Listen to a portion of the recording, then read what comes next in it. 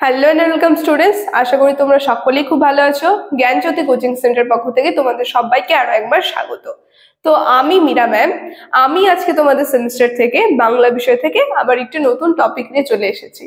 আজকে টপিক বলতে গেলে আজকে আমি তোমাদের যে কাব্য সাহিত্য এতদিন আমি বুঝিয়েছি সেখান থেকে কিছু গুরুত্বপূর্ণ ছোট প্রশ্ন নিয়ে কিন্তু আমি আলোচনা করব, যেটা তোমাদের এক্সামের জন্য খুবই গুরুত্বপূর্ণ কিছু গুরুত্বপূর্ণ ছোট প্রশ্ন নিয়ে আলোচনাগুলি আমি করব। ঠিক আছে, তো আলোচনাটা শুরু করার পূর্বে তোমাদের ছোট্ট করে একটা ইনফরমেশন দিয়ে দিই। দেখো, বোর্ডের কর্নারে তোমরা দুটো নাম্বার দেখতে পাচ্ছ। এটা হচ্ছে আমাদের জ্ঞানজ্যোতি কোচিং সেন্টারের অফিসিয়াল হেল্পলাইন নাম্বার। এখানে তোমাদের অনলাইনে ক্লাস করানো হয়, তার সঙ্গে তোমাদের নোটস দেওয়া হয়।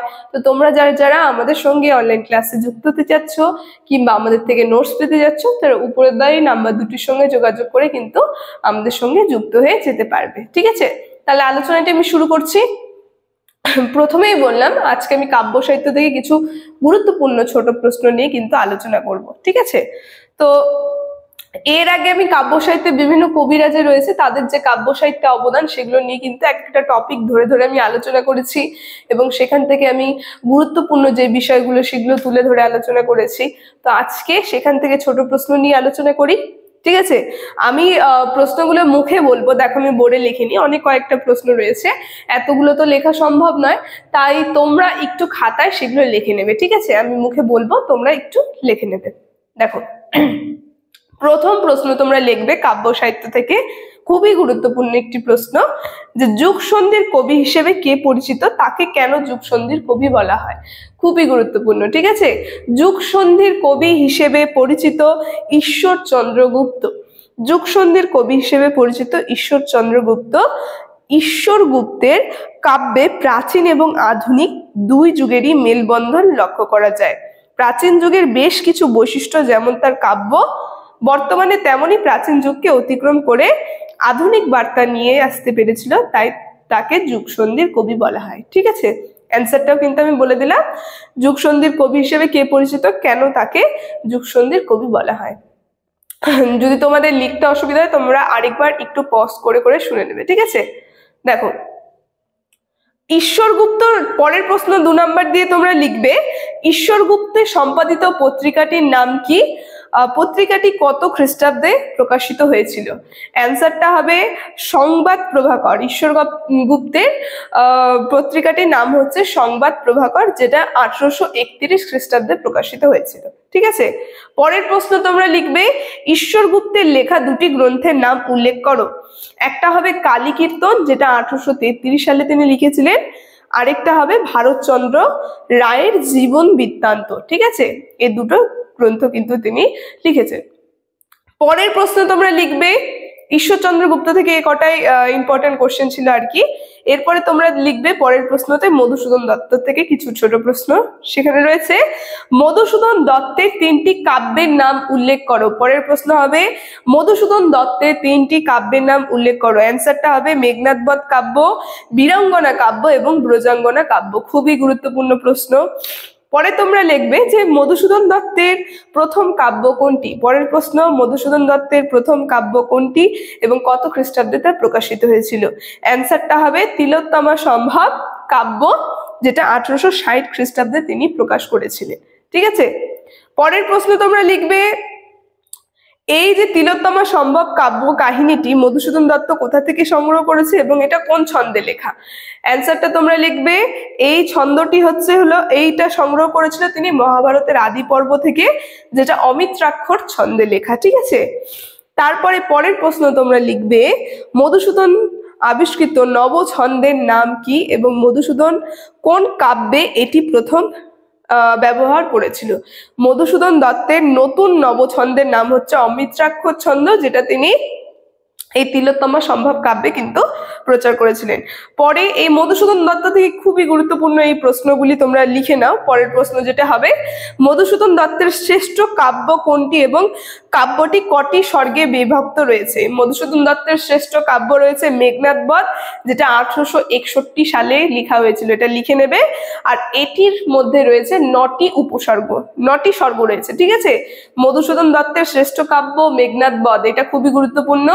মধুসূদন দত্তের শ্রেষ্ঠ কাব্য মেঘনাদ বধ, যেটা 9টি স্বর্গে তিনি বিভক্ত করেছেন। ঠিক আছে, পরের প্রশ্ন তোমরা লিখবে যে ব্রজাঙ্গনা কাব্য কবে প্রকাশিত হয়েছে এবং এর পূর্ব নাম কি ছিল? অ্যান্সারটা হবে 1861 সালে তিনি এই ব্রজাঙ্গনা কাব্য লিখেছিলেন মধুসূদন দত্ত, ঠিক আছে। আর এই কাব্যটার পূর্ব নাম ছিল রাধা বিরহ, এটা তোমরা মনে রাখবে, ঠিক আছে। তারপরে খুবই গুরুত্বপূর্ণ একটা প্রশ্ন, সেটা হচ্ছে ভোরের পাখি হিসেবে কোন কবি পরিচিত? কে এই উপমা দেয়? এর আগে আমি বললাম যুগসন্ধির কবি, তেমনি এটাও খুব গুরুত্বপূর্ণ যে ভোরের কবি হিসেবে কে পরিচিত, ভোরের পাখি হিসেবে কে পরিচিত ছিল এবং এই উপমা কে দেন, ঠিক আছে। বিহারীলাল চক্রবর্তীকে কিন্তু ভোরের পাখি বলা হতো, আর এই উপমা দিয়েছিল রবীন্দ্রনাথ ঠাকুর। পরের প্রশ্ন তোমরা লিখবে বিহারীলালের শ্রেষ্ঠ কাব্য কোনটি? তাহলে আমরা জেনে নিই, বিহারীলালের শ্রেষ্ঠ কাব্য রয়েছে সারদা মঙ্গল, যেটা 1879 খ্রিস্টাব্দে তিনি লিখেছিলেন, ঠিক আছে। তো এই যে সারদা মঙ্গল কাব্যটা রয়েছে এখানে সাইডে লিখে নিবে। এই সারদা মঙ্গল কাব্যটি কয় প্রকার বিরহ রয়েছে এবং কি কি? এই সারদা মঙ্গল কাব্যে 3টি বিরহ রয়েছে, একটা হচ্ছে মৈত্রী বিরহ, একটা প্রীতি বিরহ, আর একটা সরস্বতী বিরহ, ঠিক আছে। 3টি আর কি বিরহের পর্যায় রয়েছে। এরপরে লিখবে বিহারীলালের 4টি কাব্যের নাম উল্লেখ করো, ঠিক আছে।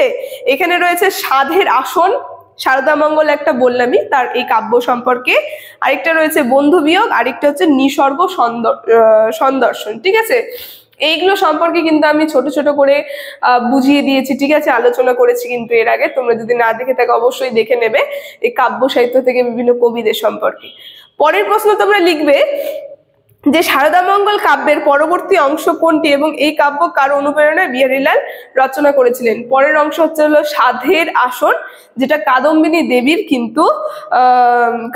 দেবীর প্রেরণায় তিনি রচনা করেছিলেন, ঠিক আছে।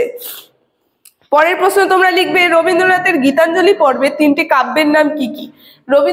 রবীন্দ্রনাথের গীতাঞ্জলি পর্বে 3টি কাব্য রয়েছে, সেটা হচ্ছে গীতাঞ্জলি, গীতিমালা আর গীতালি, ঠিক আছে।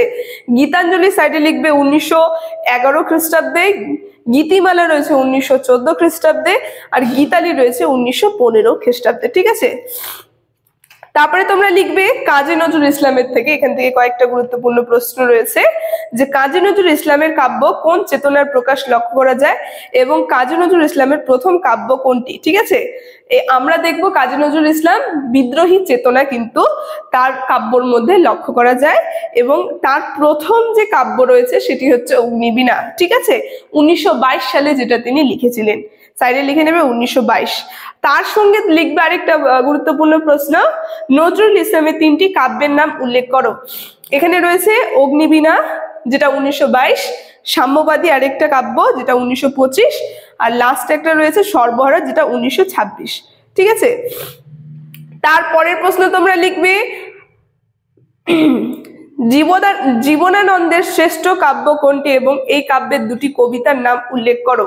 এটা লিখবে যে জীবনানন্দের শ্রেষ্ঠ কাব্য রয়েছে বনলতা সেন, যেটা 1942 সালে তিনি লিখেছিলেন। আর এই বনলতা সেনের 2টি কবিতার নাম হচ্ছে, একটা হচ্ছে বনলতা সেন, আরেকটা হচ্ছে সুচেতা, ঠিক আছে, সুচেতনা। এই 2টি কাব্য কিন্তু আমরা দেখব। তারপরে আর 2টি লাস্ট গুরুত্বপূর্ণ প্রশ্ন, ঠিক আছে। একটা হচ্ছে ঈশ্বরচন্দ্র গুপ্তের সম্পাদিত পত্রিকাটির নাম কি? পত্রিকাগুলো অবশ্যই পড়ে যাবে। ঈশ্বরচন্দ্র গুপ্তের সম্পাদিত পত্রিকাটির নাম সংবাদ প্রভাকর। তারপরে রয়েছে মধুসূদন দত্তের ওই পত্র কাব্য কোনটি? এটা লিখবে বীরঙ্গনা কাব্য, ঠিক আছে। বীরঙ্গনা কাব্য হচ্ছে মধুসূদন দত্তের পত্র কাব্য। তো আজকে যেই কটা প্রশ্ন নিয়ে আমি আলোচনা করলাম প্রত্যেকটাই প্রশ্ন কিন্তু খুবই গুরুত্বপূর্ণ। তো এইগুলোর মধ্যে থেকে পড়লে কিন্তু তোমরা কমন পেয়ে যাবে তোমাদের এক্সামের জন্য, ঠিক আছে। তো আলোচনাটা আমি এখানে শেষ করছি। ভিডিওটি যদি তোমাদের ভালো লেগে থাকে অবশ্যই like, comment, share and subscribe করে দেবে। Thank you.